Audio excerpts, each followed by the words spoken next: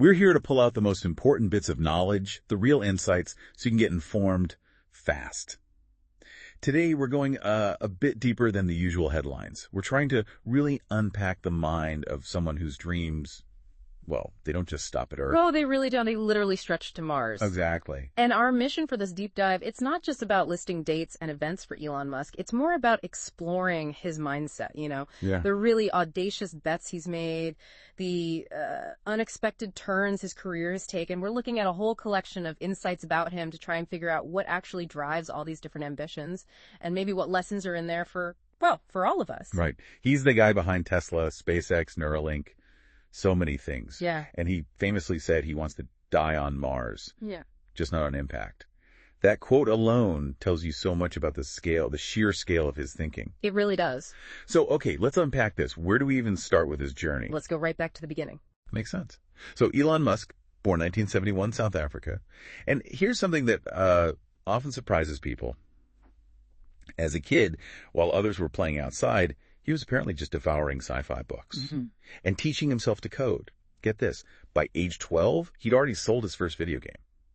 That shows some serious, unconventional drive early on. Yeah, and what's really interesting there is the background. His childhood wasn't easy. He was bullied pretty badly at school, from what we understand, and his home life maybe wasn't the most supportive. Right. And it makes you wonder, how those early struggles might have fueled that self-reliance, that need to think differently, maybe outside the box. Adversity can really forge determination sometimes. Definitely. And speaking of unconventional, fast forward a bit. He comes to North America, gets into Stanford in 95 for a PhD in physics. Right, the prestigious path. And drops out after 2 days. Just 2 days. He basically decided the internet was moving way faster than academia, and that was the future. He felt the classroom just couldn't keep up. And that, I think, is such a critical early sign of his first principles thinking.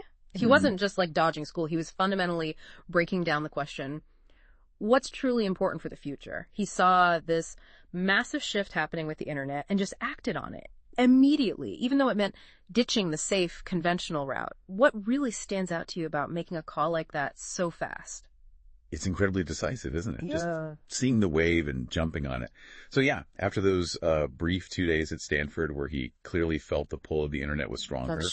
He just dove headfirst into the digital world, launched his first company, Zip2, then later X.com. Which, through a really key merger, became PayPal, the name everyone knows. Exactly. And that obviously led to a huge outcome financially. 2002, eBay buys PayPal. We're talking $1.5 billion.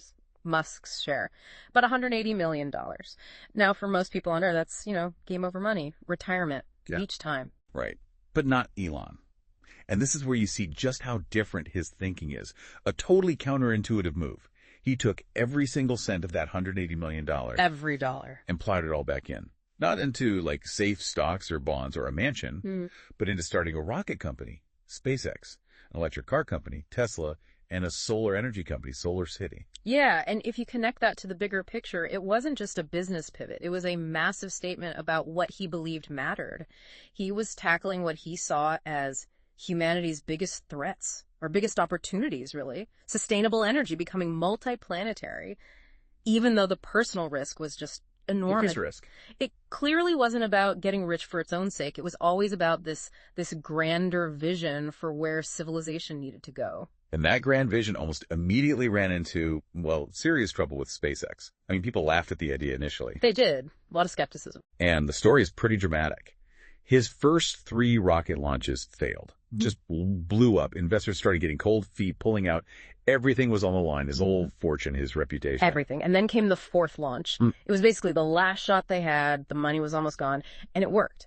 That one success, against frankly terrible odds, saved SpaceX. Wow.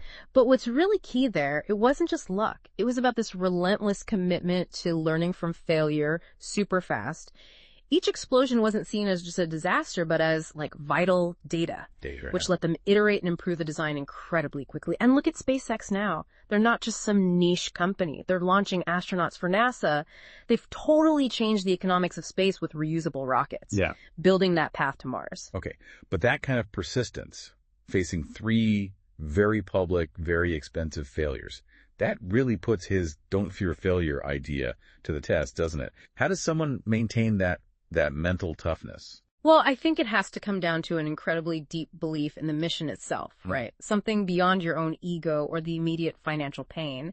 For Musk, those failures, however costly in public, were just iterations, steps on the path. He seemed to understand fundamentally that if you're trying to do something genuinely new and hard, failure isn't just possible, it's probably necessary to learn what works. It's a high stakes game, absolutely. But I think in his mind, the stakes for humanity for the bigger goals were even higher. Yeah, that makes sense. And his vision obviously didn't stop with rockets. You look at Tesla today, it's the most valuable electric car company by far. But it's clear his goal was never just about selling cars. It was always this bigger picture, right? A whole ecosystem. Yeah. Clean energy generation with solar, energy storage, self-driving tech. A complete shift in how we live sustainably on Earth. Exactly. And then his ambitions just kept expanding. You see Neuralink emerge with this incredibly audacious goal of, linking human brains directly to computers, initially for medical reasons, but potentially more. Right, the sci-fi stuff. Yeah, getting into that territory. And then there's Starlink, aiming to blanket the globe with satellite internet, connecting even the most remote places.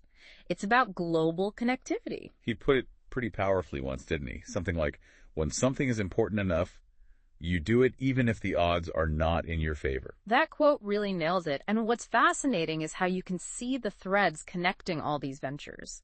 It's this overarching vision for humanity's future. It's not just about progress, but also about, safeguarding our future. Think about him co-founding OpenAI.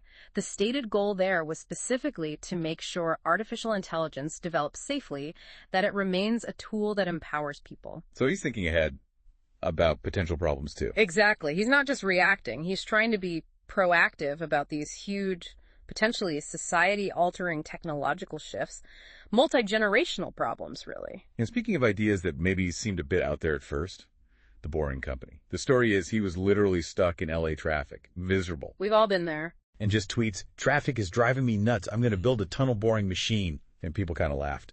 Then he actually did it, started the company. Right. And then you have Hyperloop, this concept of a train in a vacuum tube going over 600 miles an hour. Sounds like pure science fiction. Totally. Initially, it sounded absolutely crazy, but now governments, engineers, they're seriously looking at it. The potential for super fast, low friction travel is just too big to ignore. It really drives home that think big lesson. But maybe it's more specific than that. It seems like he applies that first principles thinking we talked about to these huge, sometimes multi-generational problems, and then he kind of reverse engineers solutions, often inspired by, science fiction, but grounded in physics. He summed that up too, didn't he, with something like, "I don't spend my time on things that are not going to matter in 10 years. Yeah, that quote captures his focus perfectly. He seems to have this knack for identifying what's truly going to be significant long-term. Then he breaks down these seemingly impossible challenges, or even just frustrations like traffic, into their basic parts. And then he just starts building the solution. He doesn't just dream about the future. He's actively designing and, constructing it. Okay, so let's try and synthesize this. As we look back on his journey, what are the core lessons, the big takeaways we can maybe apply, in our own lives or work? We've kind of boiled it down to 3 main principles, and maybe think about how these could resonate with you. First one. Embrace rapid, iterative learning from failure. Yeah. Think back to those SpaceX explosions or Tesla nearly going bankrupt. It wasn't just sticking with it. It was actively using each failure, each setback, as critical information to learn and get better faster. Right. The speed of learning from the failure is key.